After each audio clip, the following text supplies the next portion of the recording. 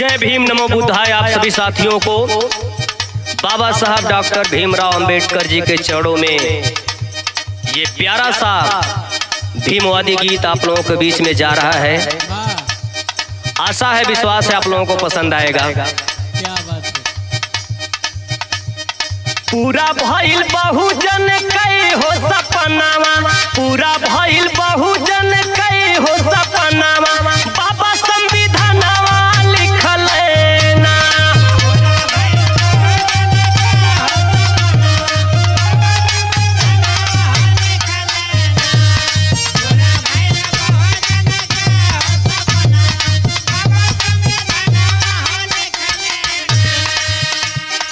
पूरा भइल बहुजन कई हो सपनावा, पूरा भइल बहुजन कई हो सपनावा, बाबा संविधानवा लिखल ना।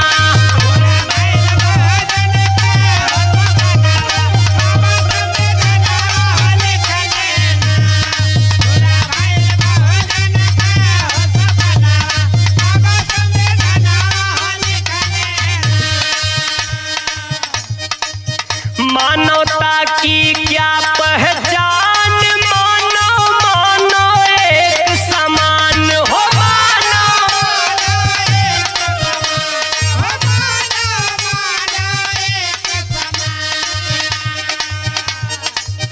मानवता की क्या पहचान, मानो मानो एक समान हो।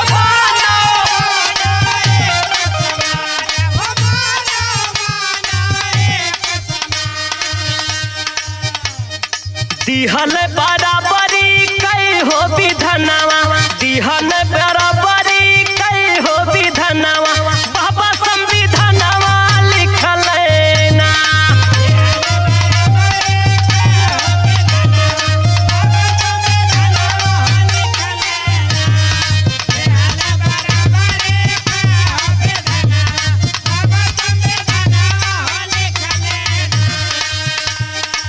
लिख गए शिक्षा मूल मंत्र, हक से जीना सभी स्वतंत्र हो।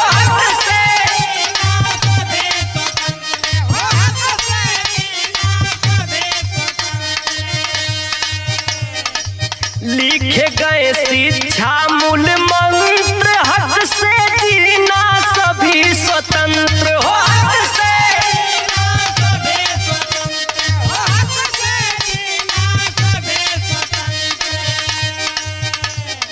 जागा भैया मोर बहुजनवा, जागा भैया मोर बहुजनवा, बाबा संविधानवा लिखल ना।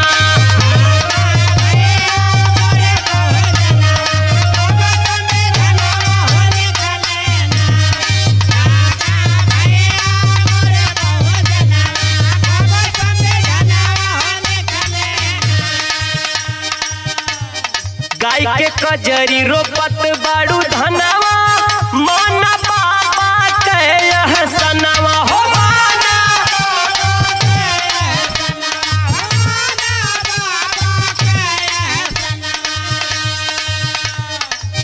गाय के कजरी रोपत बाड़ू धनवा, माना बाबा के यह सनवा हो।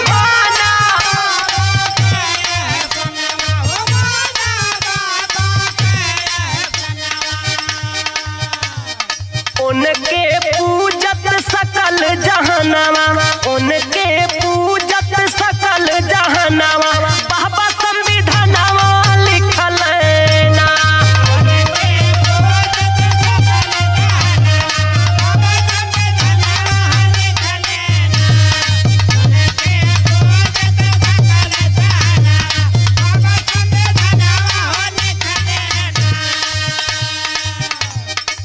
लेकिन आखिरी में कहना है मेरे बहुजन समाज के साथियों, कैसे? संविधान से देश चलेगा, जेपी आखिरी दम ले लड़ेगा हो।